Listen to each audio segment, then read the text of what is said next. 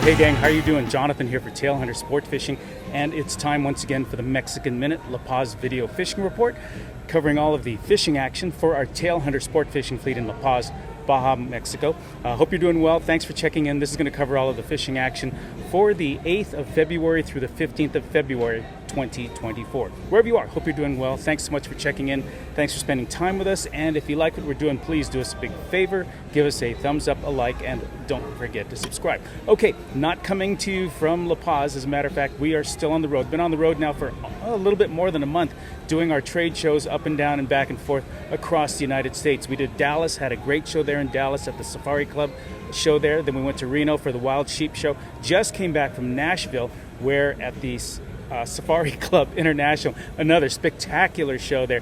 And now we've traveled to Salt Lake City, and as a matter of fact, we're in our booth right now, and we're getting ready for the show to start. It starts tomorrow, so I should say it starts Thursday and will run to Sunday. So if you're down anywhere near the Salt Palace in downtown Salt Lake City, come by. It's the Great Western Hunt and Conservation Show. Always a fantastic show. I think I heard last year something like 60,000 people visited over 4 days. They're expecting even more, and I hear they've added more than 100 booths. There's like 600 booths and vendors trying to get into this show, but we've been doing it now for, I believe, probably about 15 years. But if you're anywhere in the area, come down. Salt Lake City, Salt Palace, Downtown Convention Center. It's going to be running from Thursday to Sunday. Okay, let's talk a little bit about fishing. Once again, this is off season. November to April is our traditional off season because the northern winds blow so strong. You have about a 50 to 70% chance of getting either canceled or blown off the water. As a matter of fact, just the other day, port captain closed down the port for a little bit because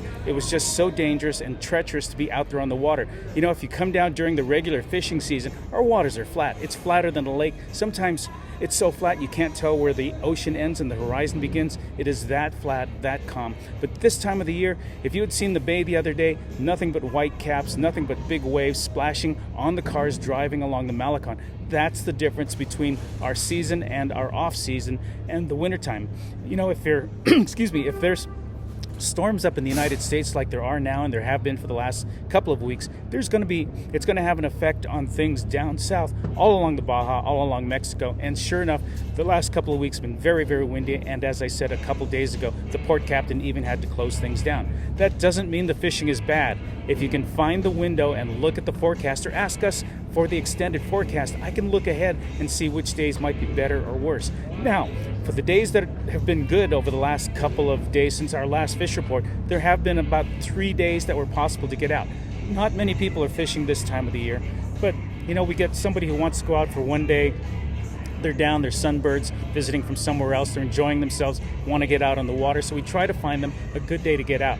So what's happening, not to say it's bad fishing, but it's pretty good actually, and it's surprising. There's Dorado biting, there's yellowtail, Pargo have shown up as well. There've been a couple of hookups on marlin, sailfish, and tuna, plus the inshore fish that are there normally. The Pargo are there, the Cabria are there, Jack Crevalle. There's even a couple of roosterfish that have shown up, which are pretty much very, very unusual to be seeing so many different species of fish this time of the year.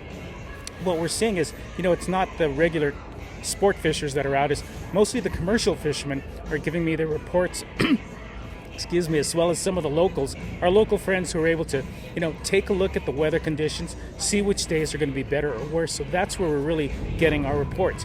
Another thing is there's a lot of krill that have moved in over at Bahia de los Muertos.